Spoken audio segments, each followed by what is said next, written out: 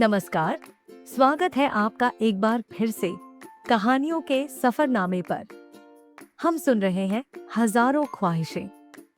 पिछले भाग में हमारी कहानी के हीरो हीरोइन की मुलाकात तो पूरी हो गई थी, लेकिन कहानी वही खत्म नहीं हुई। वो तो बस शुरुआत थी। अब सवाल यह है कि वो मुलाकात आखिर किस तरफ ले जाएगी, जानेंगे इस भाग में। तो चलिए सुनते हैं हजारों ख्वाहिशें भाग 3। सुनिए, कहिए कहिए सुनिए। एक मुलाकात से शुरू हुआ यह किस्सा जाने कब गुफ्तगू तक जा पहुंचा, पता ही न चला। बातों का सिलसिला कुछ यूं चल निकला कि फिर आसपास बातें बनने लगीं। हॉस्टल में अब धीरे धीरे अफवाहें उड़ने लगी थीं। हर रोज घंटों तक फोन पर टक टक करके मैसेज पे मैसेज भेजे जा रहे थे। मैं भी अब हॉस्टल के बाकी लड़कों की तरह बालकनी में खड़ा कोहनी को छाती से लगाए फोन पर बतियाता रहता, उधार मांगकर फोन रिचार्ज कराया करता। अपने उस दोस्त का दर्द शायद अब जाकर समझ आया। क्या करें, जब मिर्जा गालिब उधार के रहमो करम पर ऐश फरमा सकते थे तो हम क्या चीज हैं।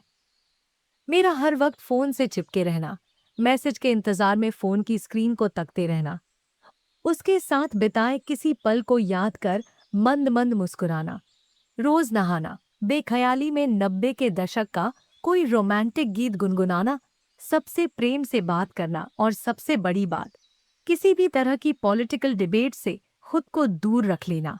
यह सभी वह लक्षण थे जिन्होंने पिंटू के मन में संशय उत्पन्न कर दिया था। हालांकि ऑफिशियली उसे कुछ बताया नहीं गया था। सोचा था कि जब तक कुछ पक्का नहीं हो जाता, बताने का कुछ मतलब भी नहीं। जरूरी नहीं कि जैसा हम सोचते हैं सामने वाला भी कुछ वैसा ही सोचे।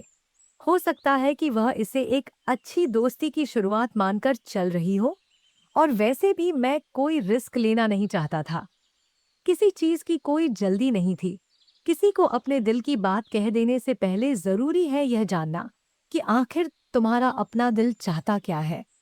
मेरा दिल इस वक्त बस बहाने ढूंढना चाहता था, उससे मिलने के, उसे और जानने समझने के, उससे कुछ और देर बात करने के।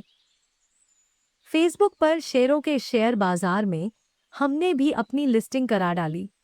फेसबुक स्टेटस में पहली मुलाकात के नाम एक शेर लिखा, इस उम्मीद में कि सीधा दिल तक हाल डिलीवर हो सके। पर उसका कोई लाइक या कमेंट भी ना आया।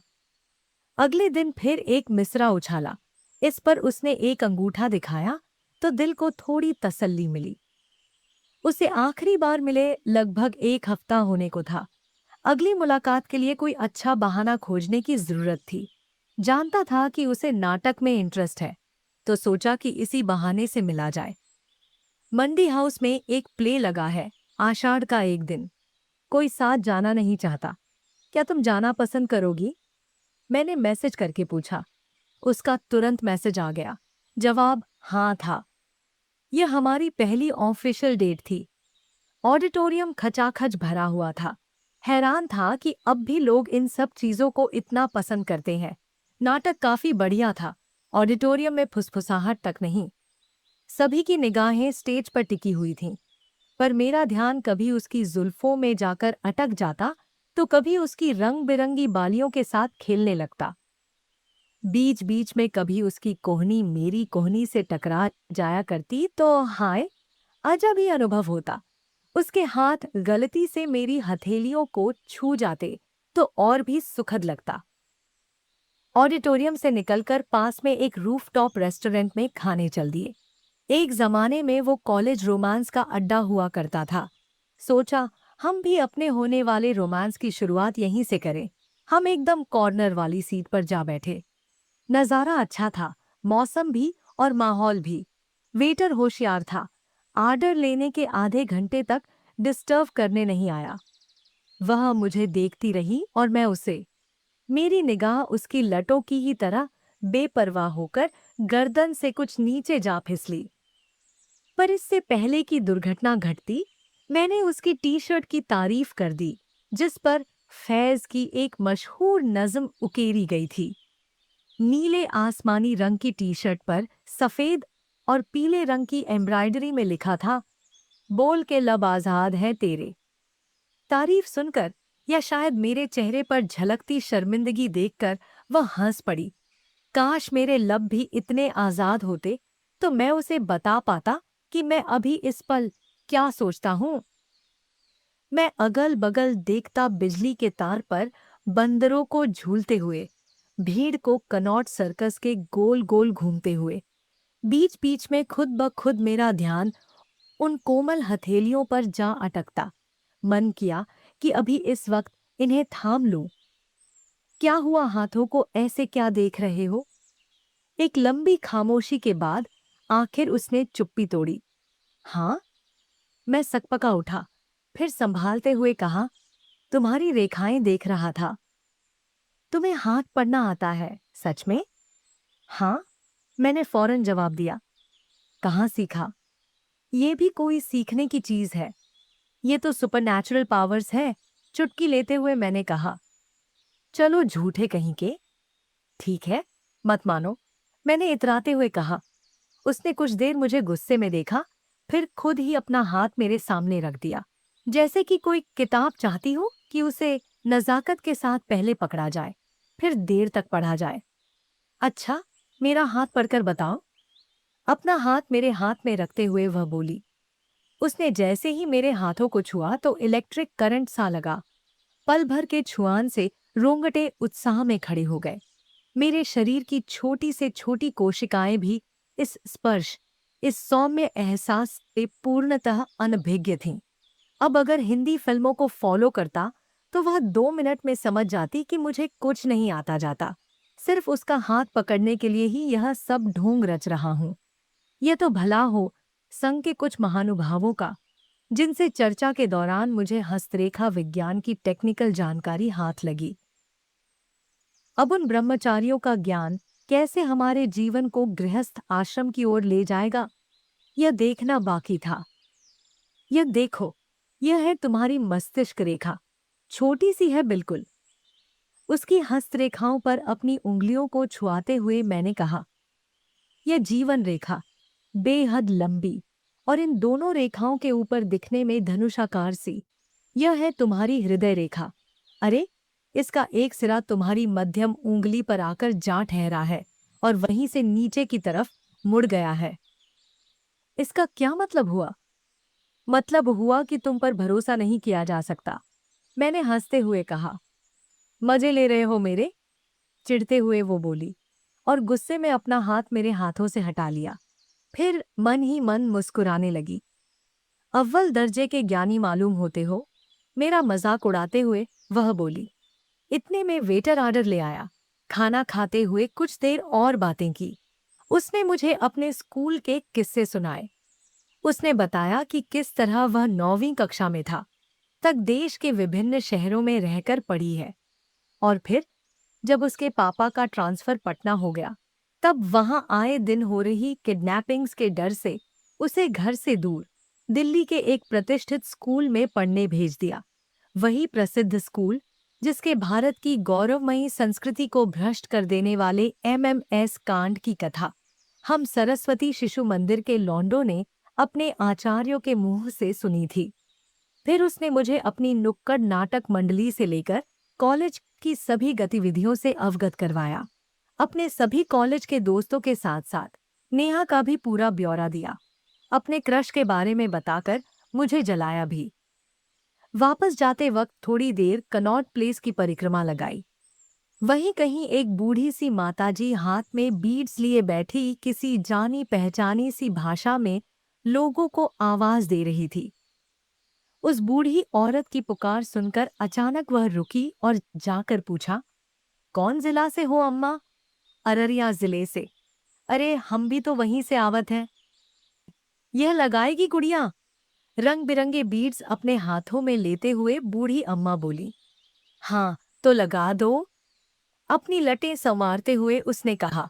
उसने उस बूढ़ी औरत से फिर बालों में बीड्स लगवाए और कुछ कंगन खरीदे। 100 का नोट थमाकर उसने अम्मा को अलविदा कह दिया। मुस्कुराने के बाद अम्मा के चेहरे की झुर्रियां और भी खिल उठीं। मनमोहन सिंह द्वारा की गई अर्थव्यवस्था। काया पलट के बाद अंग्रेजी ने हम 90 के बच्चों में एक तरह का कास्ट सिस्टम शुरू कर दिया था। इसमें ब्राह्मण वह लोग थे जो साउथ दिल्ली एक्सेंट में फर्राटेदार अंग्रेजी बोलते, hi fi English medium school जाते, हैरी पॉटर या मिल्स एंड वून्स पढ़ते और मैकडी में बर्गर खाते थे। जबकि शूद्र वह लोग थे जिनका हाथ अंग्रेजी में थोड़ा टाइट था, जो गर्मी की छुट्टियों में हर रोज 1 रुपये में किराए पर नागराज, डोगा, बांकेलाल, सुपर कमांडो ध्रुव लाकर पढ़ते थे। और जब घर पर कोई नहीं रहता तब कभी कभी मनोहर कहानियां भी पढ़ते, जो मेरी तरह सरस्वती शिशु मंदिर के बाहर खड़े चाट वाले से 1 रुपये में 4 गोल गप्पे खाते थे, साथ में एक सूखा फ्री। पर जब उसे यूं सड़क पर एक सामान बेचने वाली बूढ़ी औरत से इतनी आत्मीयता के साथ वार्तालाप करते देखा, तब शायद मेरे सारे पूर्वाग्रह धराशायी हो गए थे और मैं यह जानकर बहुत खुश था। देखने से ही नकली लग रहे उन कंगन को पहनकर इतना खुश थी कि मानो 24 कैरेट गोल्ड के बने हों, ठीक उसकी मुस्कान की तरह। कहते हैं आदमी का पहला प्यार वक्त के साथ बदलता रहता है। अल्लादीन की जैस्मीन, दिल तो पागल है कि माधुरी दीक्षित, फिजिक्स की कोचिंग में मेरे साथ पढ़ने वाली वह लड़की, हर बार लगा कि यही पहला प्यार है, पर आज जाना कि वह सब महज अट्रैक्शन था। पहला प्यार तो वह है जो आज हुआ। यही वो क्षण था जब पहली बार इस बात का एहसास हुआ कि शायद यही वह लड़की है जिसके साथ मैं अपनी बाकी जिंदगी बिता देना चाहता था। वापस हॉस्टल पहुंचते ही मैंने उसे कॉल किया। थैंक यू मेरे साथ चलने के लिए, बहुत मन था प्ले देखने का। फॉर्मेलिटी की कोई जरूरत नहीं, तुम्हें जब मन करे बता दिया करना, मैं साथ चल दूंगी। मुस्कुराते हुए वह बोली। वैसे कल आओगे? हिचकते हुए उसने पूछा। तुम नहीं पूछोगी तो क्या बहाना बनाऊंगा तुम्हारे पास आने के लिए? बस अभी यही सोच रहा था। थोड़ा शर्माते हुए मैंने कहा। हाँ हाँ हाँ हाँ, क्या बहाना सोचा था वैसे? घूमने के बहाने तो दिल्ली में 1000 मिल जाते हैं।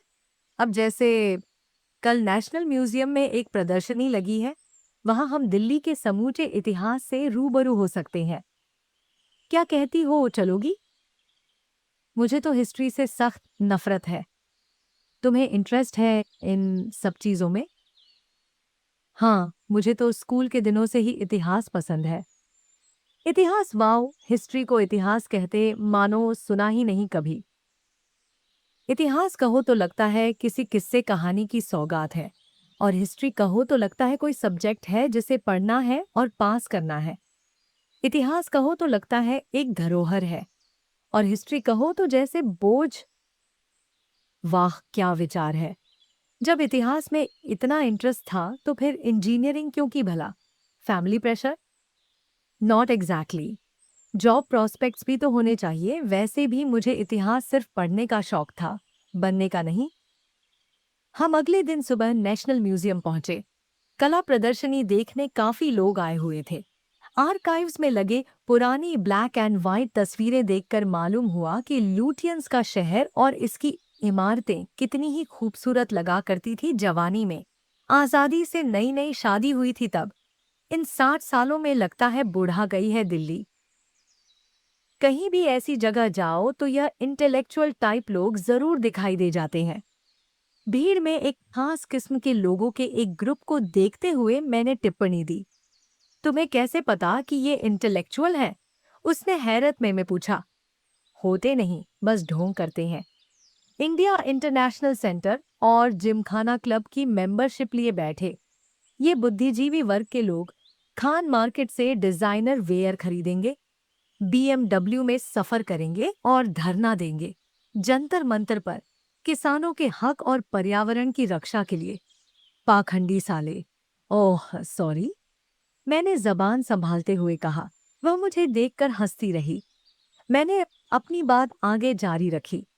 किसी को भी अगर लेफ्टिस्ट या फेमिनिस्ट बनना हो तो बस खादी की साड़ी, स्लीवलेस ब्लाउज पहन लो, साथ में बड़ी सी लाल बिंदी लगा लो, या फिर आदमी हो तो रगड़ा हुआ पोछे जैसा पुराना धुराना khadi kurta. Blue denim jeans, साथ में मोटे फ्रेम का काला चौकस ऐनक और मार्क्स जैसी बड़ी दाढ़ी। जबान पर फैज का कोई कलाम और देश के हालात पर 2 से 4 कमेंट। खुद को बड़ा ज्ञानी दिखाने के लिए इतना काफी है। हाँ हाँ हाँ हाँ, हे भगवान, तुम कितना स्टीरियोटिपिकल सोचते हो। वह काफी देर तक पेट पकड़कर हंसती रही, फिर प्यार से मेरे सर पर हाथ फेरकर बालों को झटक दिया और मेरा हाथ पकड़ते हुए आगे खींच ले गई। ये सब क्या है? दीवार पर लगी पेंटिंग्स देखते हुए वह बोली, अरे यह तो दिल्ली के पुराने शहरों के नक्शे हैं। तुम्हें पता है, दिल्ली कुल 8 शहर से मिलकर बनी है, जो अलग अलग कालों में बसाए गए। बताया तो हिस्ट्री में मेरा कोई इंटरेस्ट नहीं, क्यों मजे ले रहे हो? उसने नाराजगी व्यक्त की। नहीं पता तो कोई बात नहीं, मैं हूं ना तुम्हारा गाइड। तो चलो सुनते हैं दास्तां उस शहर की, जो था आलम में इंतखाब। सोचो, जहां अभी हम खड़े हैं यहीं कहीं हुआ करता होगा इंद्रप्रस्थ, महाभारत के वक्त पांडवों की राजधानी। तुम्हें पता है, कभी ढिल्लू नाम का एक राजा हुआ करता था, जिसके ऊपर दिल्ली का नाम पड़ा। वैसे ऐतिहासिक रूप से जो पहला शहर था दिल्ली का, वह था लाल कोट। मैप पर अपनी उंगली रखते हुए मैंने कहा, राजपूतों द्वारा बसाया गया था। कुतुब मीनार के पीछे अब भी उसके कुछ अवशेष बचे हैं, जिसे किला राय पिथौरा कहते हैं।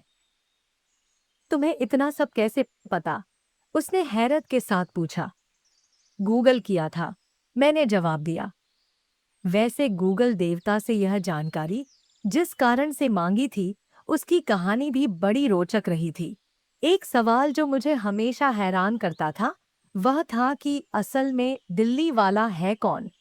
पेज श्री पर दिखने वाले सोशलाइट, लुटियंस, दिल्ली के पॉश इलाकों में रहने वाले नेता और ब्यूरोक्रेट्स, सत्ता के करीबी पत्रकार, देश के अलग हिस्सों से आईएएस की तैयारी करने आए छात्र, डीयू और जेएनयू के स्टूडेंट्स, बरसों से फुटपाथ पर सो रहे भिखारी, रेड लाइट पर भीख मांगते बच्चे, जमुना पार रहने वाले माइग्रेंट वर्कर्स, काली पीली टैक्सी चलाते हंसमुख मिजाज सरदार जी, चाणक्यपुरी के फॉरेन डिप्लोमैट, हौज खास जैसे सैकड़ों शहरी गांव में रहने वाले, या फिर वो रेफ्यूजी जिन्होंने दिल्ली को अपना घर बना लिया, सीआर पार्क के बंगाली, लाजपत नगर के पंजाबी, मजनू का टीला के तिब्बती। आखिर है कौन ये दिल्ली वाला?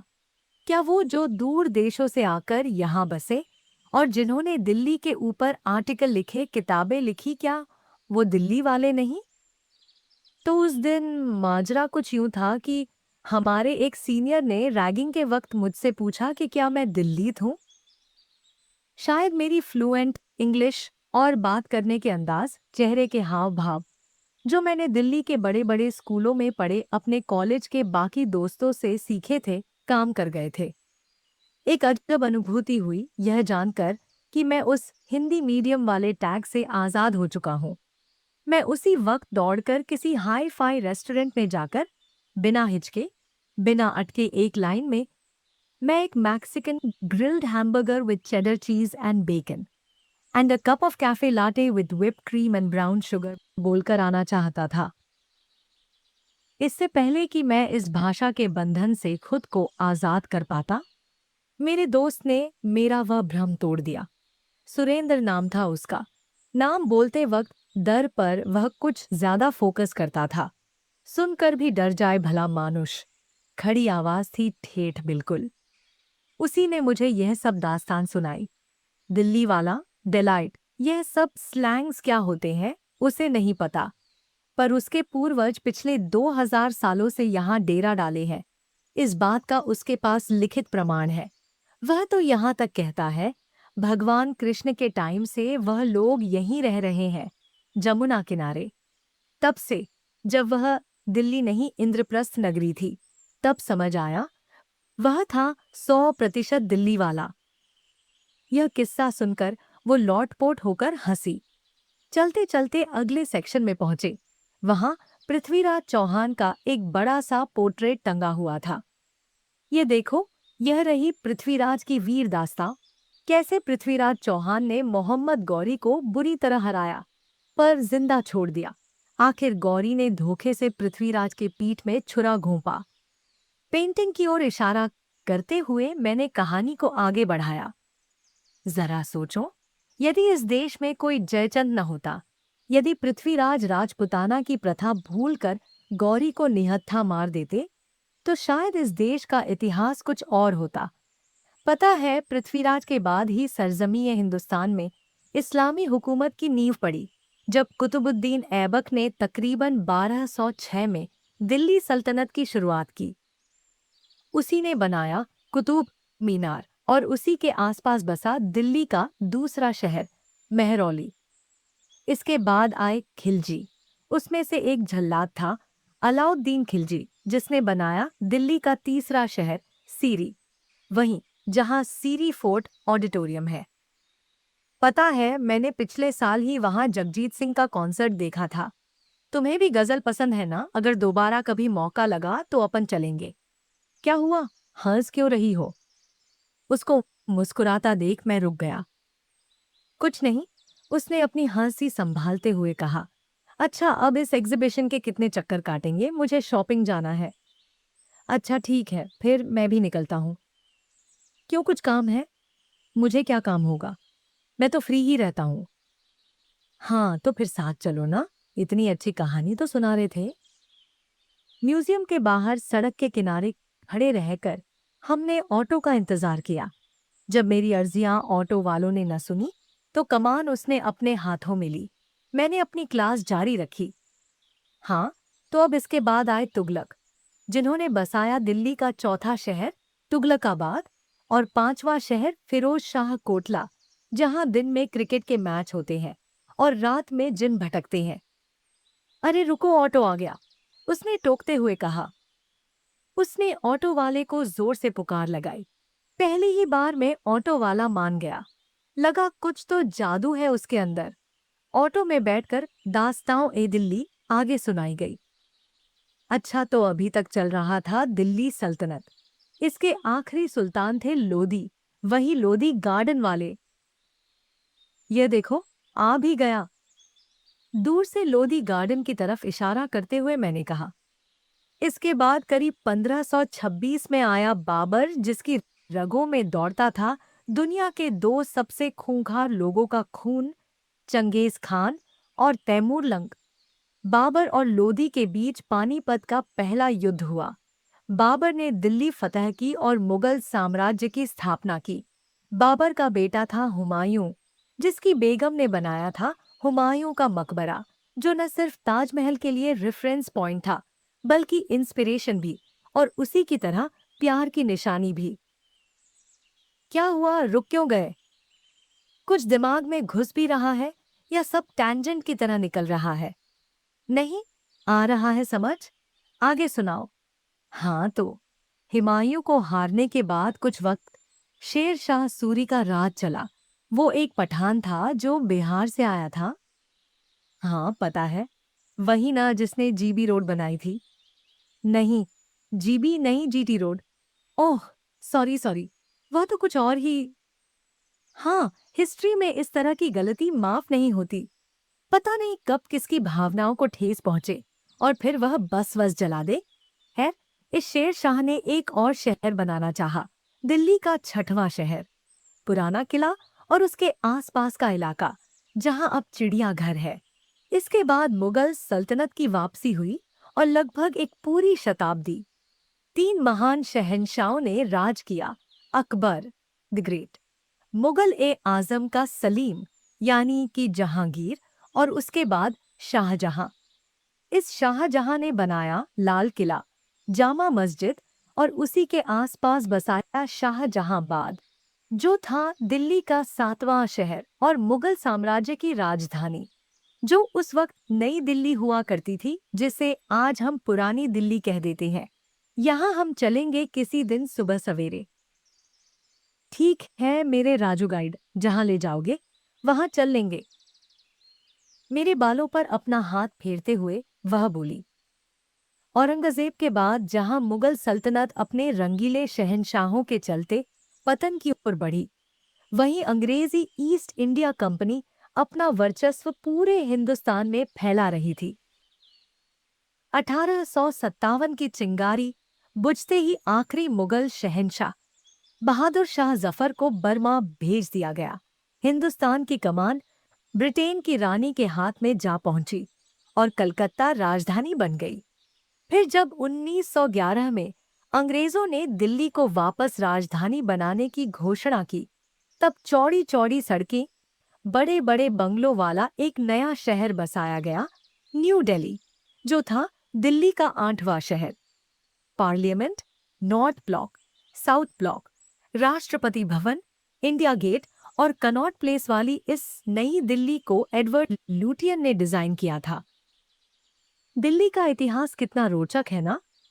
इस सरजमीन ने तख्तों को पलटते देखा, विध्वंस के खौफनाक मंजर देखे, सदियों तक गुलामी की जंजीरों में जकड़े इस मुल्क ने आखिर 1947 में आजादी का बिगुल सुना। दिल्ली भारत की राजधानी बनी। इधर देश आजाद हुआ और उधर पार्टीशन। दिल्ली की एक बड़ी मुस्लिम आबादी पाकिस्तान की ओर रुक कर गई और पाकिस्तान से आए पंजाबी, सिंधी और बंगाली रिफ्यूजियों ने दिल्ली को अपना घर बना लिया। फिर आया सन 75, जब देश में इमरजेंसी लागू की गई। तब दिल्ली में विपक्ष के नेताओं, स्टूडेंट लीडरों को जेल में बंद किया जा रहा था और आम लोगों को पकड़कर जबरन नसबंदी कराई जा रही थी। 1982 में जब एशियाड खेल हुए तो दिल्ली को दुल्हन की तरह सजाया गया। 84 में जब इंदिरा गांधी की हत्या हुई तो घरों को, बस्तियों को जलाया गया। 90 के दशक में इकोनॉमी में लिबरलाइजेशन होने के बाद देश में ब्रांड्स की बाढ़ सी आ गई। बाजार पर Coke, Pepsi, TV, computer, branded कपड़े, मोबाइल का वर्चस्व छा गया और फिर इन ब्रांड्स को बेचने के लिए बना दिया गया तुम्हारा hi fi mall.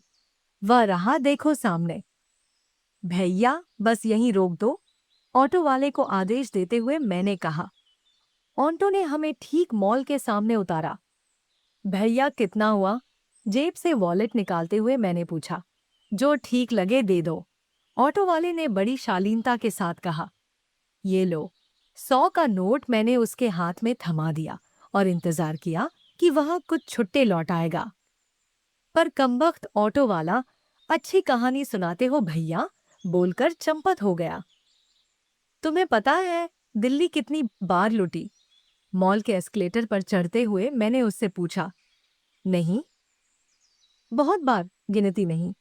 Gauri, Ghazni, Taimur, Abdali, Nadir Shah सब ने लूटा। इसके बाद आए अंग्रेज। अंग्रेजों के आने से पहले जब पूरे यूरोप में डार्क एज चल रही थी, ईसाइयों और मुसलमानों के बीच क्रूसेड लड़ी जा रही थी, जब यूनाइटेड स्टेट्स का कोई अस्तित्व भी न था और अमेरिका में अंग्रेज की औलाद नहीं मूल निवासी यानी रेड इंडियन रहा करते थे, तब हम दुनिया की सबसे बड़ी इकोनॉमी हुआ करते थे। इन अंग्रेजों ने हमारी संस्कृति, रिवायत, शिक्षा प्रणाली, इतिहास सब कुछ बदल के रख दिया और इन सब के भी बाप निकले हमारे नेता लोग, जिन्होंने लूटा भी, राज भी किया और पूजे भी गए। अब देखो यह ऑटो वाला भी लूट कर ले गया। मीटर से चलते तो 60 रुपए से ऊपर नहीं बनता। वह आंखें मीचते हुए मेरी हर एक बात पर हंसती रही। आखिर में बोली, तुम इतना बोलते हो, सच में नहीं पता था। क्या? जो सच है वही बोलता हूँ। अब यह हेलो सर, हेलो मैम करते हुए कैफे वाले भी लूटेंगे। Can I have a coffee and a masala chai please and some cookies as well? बड़ी नजाकत के साथ अपने डिलाइट वाले स्टाइल में मैंने आर्डर दिया और अपनी बात जारी रखी। जैसे देखो हमारे यहाँ किसी को पानी न पूछना घोर अपमान माना जाता है और यहाँ कहीं भी मॉल्स में खाने जाओ तो एक पानी की बोतल के 50 रुपये दो। वह मेरी बात पर लौटपोट होकर पहले तो खूब हंसी और फिर वेटर को ऑर्डर चेंज करने के लिए कहते हुए बोली, make it 2 masala chai please. अब एक बात बताओ, रूह अफ़ज़ा, बेल शरबत, आम पन्ना, नारियल पानी, छाछ, इतना सब था हमारे यहाँ, फिर भी पेप्सी कोला ने पूरे देश पर राज कर लिया। यही अमरीकी साले तुर्मरिक लाटे पीते हैं और नीम के दातुन से मंजन करते हैं। ये खुद आयुर्वेद, खादी, योगा और मेडिटेशन का मार्केट खड़ा करके बैठे हैं। अब वही मुफ्त की चीजें वापस अमेरिका से इंपोर्ट होकर हमारे देश में आए तो हम मूर्ख उन्हें सर आंखों पर बैठा लेते हैं। ऐसे ही थोड़ी न अंग्रेज हम पर राज करके निकल लिए और छोड़ गए कंगाल फटे हाल। चाय की चुस्की के साथ मेरी हर बात पर वो खिलखिलाकर मुस्कुराती रही। तुम्हारा हो गया हो तो अब अंदर चले। अपने वॉलेट से पैसे निकालते हुए वो बोली। बिल के मामले में वो बड़ी ही पर्टिकुलर थी, खासकर तब जब बिल मैं अदा करता था तुरंत ही 50% मुझे थमा दिया करती। साथ में वेटर के लिए टिप भी छोड़ दिया करती। मॉल के ओरिजिनल ब्रांडेड प्रोडक्ट्स के चमचमाते शोरूम मानो किसी अंग्रेजी अखबार का शहरी पेज 3 संस्करण और उसके पीछे की झोपड़पट्टी जैसे रवीश की रिपोर्ट जो सच्ची जमीनी हकीकत बयान करती है। जहां नजरें दौड़ाओ वहां ब्रांड कॉन्शियस मॉडल स्वरूप लड़कियां अपने चसरस्त्र के साथ दिखाई दे जाती। मॉल के माहौल को देखकर जाना कि पंडित जी को खरीदारी तो कमला नगर के फेरी वालों से करनी होती थी, पर वे क्यों मॉल में जाकर विंडो शॉपिंग करके टाइम पास करने की जिद करते थे। आखिर अब समझ आया कि नैन सुख प्राप्ति उन्हें यहीं आकर होती थी। मॉल में एक बड़े से फैशन स्टोर में उसने ऑलिव, सैल्मन, सी ग्रीन, इंडिगो, टर्क्वाइज, टैंजरीन और जाने कौन कौन से बैंडेड रंगों की ड्रेस देखी। काफी देर तक आईने में खुद को निहारा, शक्लें बनाई, अपनी वेस्ट साइज के बारे में सोचकर भौहें फैलाई, उलझन में आंखें मटकाईं, फिर देर तक अपने बालों से खेलती रहीं। आखिर जब कुछ समझ नहीं आया तो मेरी तरफ देखा और इशारे में मुझसे पूछा। मैंने भी पलकें झपकाईं और इशारे में कह दिया कि ड्रेस सुंदर लग रही है। पहले थोड़ी देर हंसी और फिर 2 मिनट में आती हूँ का इशारा करके आधे घंटे में आई। मेरे साथ सभी उम्र के आदमी लोग एक काउच पर बैठे आराम फरमा रहे थे, 10 साल के बच्चे से लेकर 90 साल के बुजुर्ग तक। कोई अपनी मम्मी के साथ आया था, कोई बहन के साथ, कोई गर्लफ्रेंड के साथ और कोई वाइफ के साथ। पर मैंने मन ही मन सोचा, अब जरूरी तो नहीं कि हर रिश्ते का नाम हो, कुछ रिश्ते बस बन जाते हैं। नहीं पता कि आगे क्या होने वाला है, पर इस वक्त यह जोक भी है, खूबसूरत है। शॉपिंग करके निकले तो उसने सैलून चलने की जिद की। मैं भी उसके साथ चल पड़ा, फिर अनुरोध किया कि मैं भी साथ ही वहीं हेयर कट करा लूं। पर रेट सुनकर मेरे होश उड़ गए। इतने में तो साल भर हरीराम नाई से बढ़िया कटाई कराई जा सकती है, उसमें भी 7 मालिश ऑटोमेटिकली फ्री। बहाना लगाकर कि अभी मुझे जरूरत नहीं, मैं वहां से खिसक लिया। वह शॉपिंग बैग मेरे हाथ में थमाकर अंदर चली गई और मैं एक प्रसिद्ध बुक स्टोर में टाइम पास करने चल दिया। वक्त काटने का इससे अच्छा जरिया और क्या हो सकता था। सभी शेल्फ में किताबें टटोली, पाया कि अंग्रेजी के घटिया से घटिया लेखकों की किताबें बुक शेल्फ में सबसे ऊपर, पर हिंदी साहित्य या किसी भी क्षेत्रीय भाषा का कहीं नामो निशान नहीं। साहित्य अकादमी से नवाजी गई किताबों की उपलब्धता के बारे में भी स्टोर मैनेजर को कोई जानकारी न थी। हिंदी साहित्य तो मानो जैसे अछूत हो। खामखा अपनी बेइज्जती कराने से बेहतर है कि संडे को दरियागंज जाकर किताब खरीद ली जाए। मैं फिर चुपचाप वहां से खिसक लिया। वह भी इतने में फ्री हो गई, मुस्कुराती हुई मेरे पास आई और सॉरी की लंबी झड़ी लगा दी। फिर खुद ही अपने बाल शायद जानबूझकर फहराने लगी। हेयर कट वाकई अच्छा लग रहा है, मैंने तारीफ में कहा। है ना? ये देखो बाल कितने सॉफ्ट हो गए। अपने बाल मेरे हाथों में थमाते हुए वह बोली। मैं भी अपनी उंगलियों के बीच उन्हें उलझाता सुलझाता रहा। फिर उसने अपने हाथ मेरी हथेलियों पर रख दिए। यह देखो नेल पेंट, अच्छा है ना? बहुत खूबसूरत पेंट किया है, मैंने जवाब दिया। ये पहले का है, कुछ ध्यान भी नहीं देते, बेवकूफ कहीं के। अच्छा चलो अब तुम्हारे लिए कुछ खरीदते हैं। मेरे हाथ से शॉपिंग बैग छीनते हुए वह बोली, अरे नहीं, मुझे कुछ नहीं, ये मेरी तरफ से है। तुम्हें इतना देर वेट कराने के लिए। मेरी बात को काटते हुए वह बोली। लाख मना करने पर भी जबरदस्ती मुझे खींच कर ले गई एक ब्रांडेड आउटलेट पर, जहां से पिंटू अक्सर शॉपिंग किया करता था। खुद से एक जैकेट पसंद की और मुझसे पूछे बिना ही खरीद भी ली। अब इसे पहनकर देखो। मेरे हाथ में जैकेट थमाते हुए वह बोली, अरे, खरीदने से पहले देखना था ना। वह तो मैंने देख लिया था। कैसे? मन की आंखों से। तुम पर सूट करेगी, पहनो तो, उसने जोर देते हुए कहा। टहलते हुए आगे बढ़े तो एक भूत बंगला दिखाई दिया। दिखने में डरावना कम, बचकाना ज्यादा लग रहा था। टिकट भी 200 रुपए। इससे अच्छा तो बतरा में फिल्म का शो देखा जा सकता था, वह भी 75 रुपये में। मैंने मन ही मन सोचा। जितनी देर में मैं कैलकुलेशन करता रहा, उसने जाकर टिकट खरीद लिया। क्या करें, आर्थिक तंगी एक पंजाबी को भी बनिया बना देती है। अंदर जाकर देखा तो ड्रैकुला का भेस पहने एक आदमी बचकानी सी एक्टिंग करने लगा। मैंने सोचा वह लड़की है तो डरेगी और शायद मेरा हाथ पकड़ लेगी। अचानक बत्ती गुल हुई और चुड़ैल की आवाज सुन मेरी चीख निकल गई। उस चीख में भय और आतंक का मिश्रण था। एकदम फट के हाथ में आ जाना टाइप्स। जाने क्या सोच के उसके हाथों में अपना हाथ दे दिया। जब तक मुझे गलती का एहसास हो पाता, वह खिलखिलाकर हंस पड़ी। डरपोक हो तुम बिल्कुल, उसने कहा, फिर खुद ही मेरा हाथ थाम लिया। हम संडे को सुबह सुबह स्कूटी से इंडिया गेट की सैर पर निकले। सुबह की दिल्ली कितनी अलग लगती है। चौड़ी सी सड़कों के बगल में बड़े बड़े लॉबी वाले सरकारी बंगले और उनके आगे खड़ी सफेद रंग की एम्बेसडर।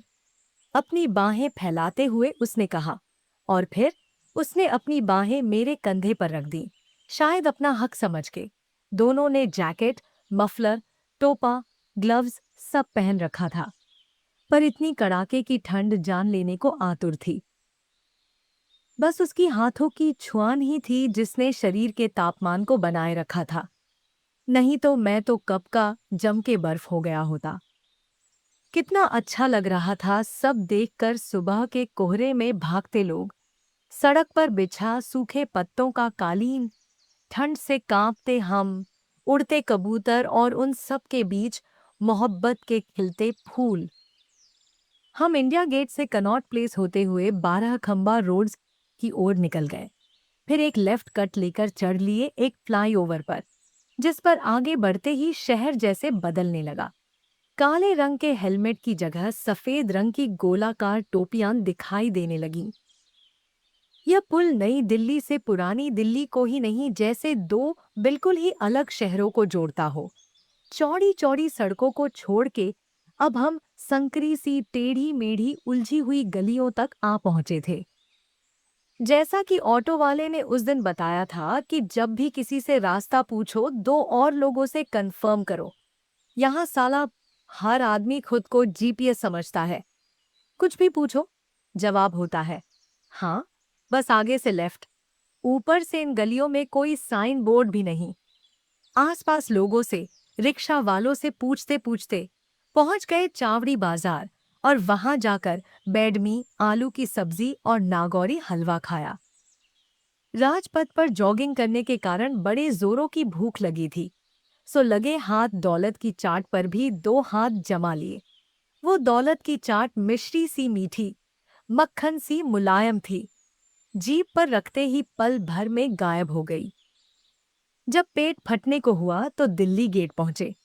वहीं से दरियागंज बुक मार्केट शुरू हो जाता है। वहां ओरिजिनल से लेकर डुप्लीकेट, नई से लेकर पुरानी, सब किताबें मिलती हैं। कुछ कबाड़ी और फेरी वालों से खरीदी गई तो कुछ सरकारी लाइब्रेरी से चुराई हुई। कोई पायरेटेड तो कुछ फोटोकॉपी। कोई किताब 10 रुपये की, कोई हाफ रेट पर, तो कोई किलो के भाव। स्कूटी को किसी सेफ जगह टिकाकर हम पैदल ही निकल लिए।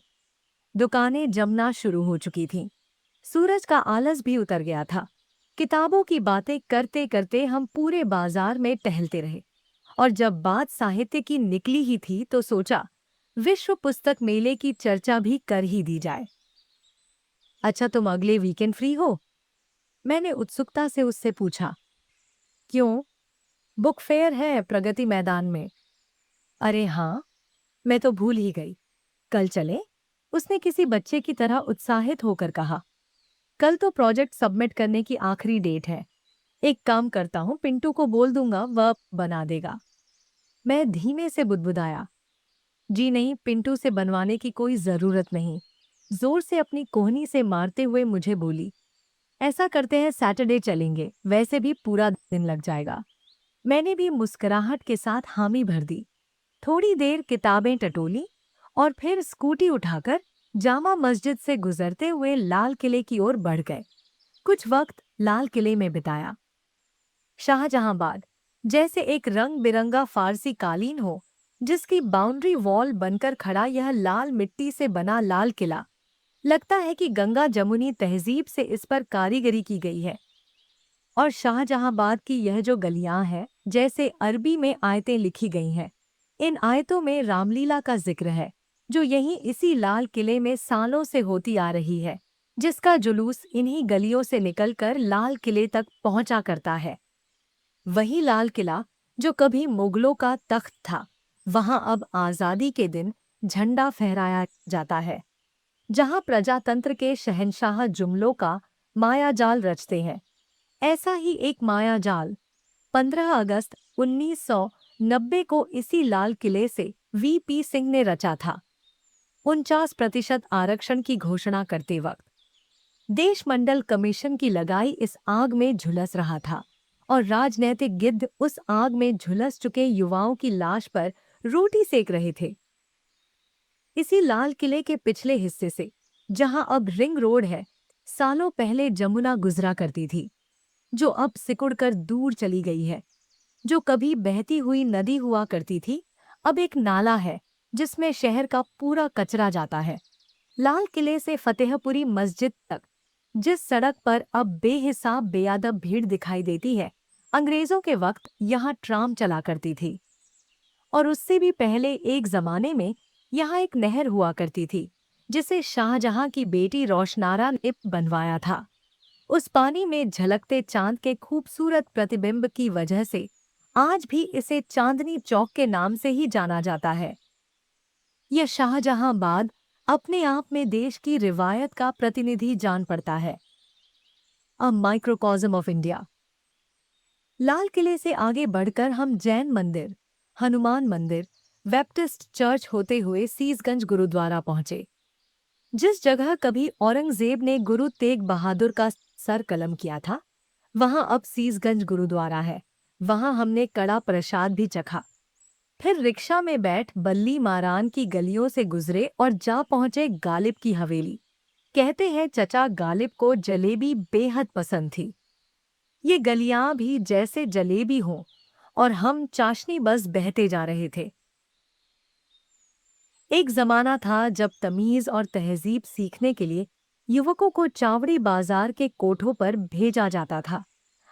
आज न तो वो तहजीब रही, न वो कोठे, पर तवायफों के पैरों की छन छन आज भी इन गलियों में सुनी जा सकती है।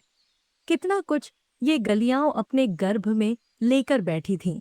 शानदार आलीशान हवेलियां, old styled art, deco buildings, भीड़ भक्कड़, सड़क पर पड़ी गंदगी के बीच इत्र की महक, पतली सी सड़कों पर बड़े बड़े बिजली के खंभे और उनसे लिपटती तारों के गुच्छे, कलाबाजियां दिखाते बाजीगर, उड़ते कबूतर, छज्जे पर जाल बिछाते कबूतरबाज और बालकनी में खड़े नैन मटक्का करते इश्कबाज। पर सबसे गजब था यहाँ का खाना। छोले कुलचे, बंटा सोडा, पराठे, शाही टुकड़ा, जलेबी, टिक्की, दही भल्ले, क्या कुछ नहीं खाया।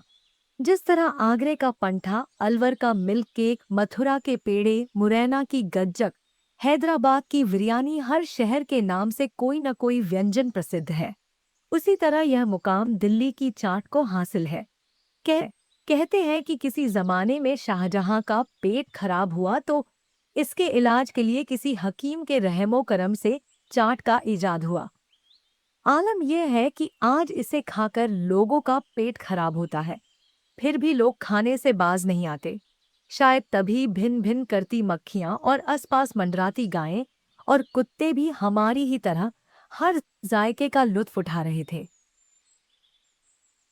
पता ही न चला कैसे शाहजहानाबाद की उन गलियों में बेपरवाह टहलते हुए इतना वक्त गुजार दिया।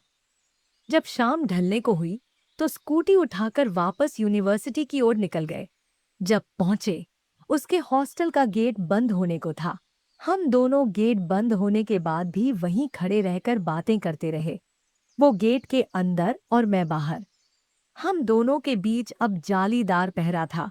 एक अजब सी खामोशी थी हवा में, मानो वह भी थक गई हो बतियाते बतियाते। आखिर उसने भारी मन से अलविदा कहा। मैं 2 कदम बढ़ा, फिर मुड़ा। उसके कदम भी धीमे हुए। उसने पलट कर देखा, दोनों की आंखें मिली, मन ही मन हंसे। फिर दोनों अपने अपने रास्ते चल दिए। जाने क्यों लगा कि वह फिर रुकेगी और पलट कर देखेगी। मैं फिर रुका, उसके कदम भी धीरे हुए। उसने फिर पलटकर देखा।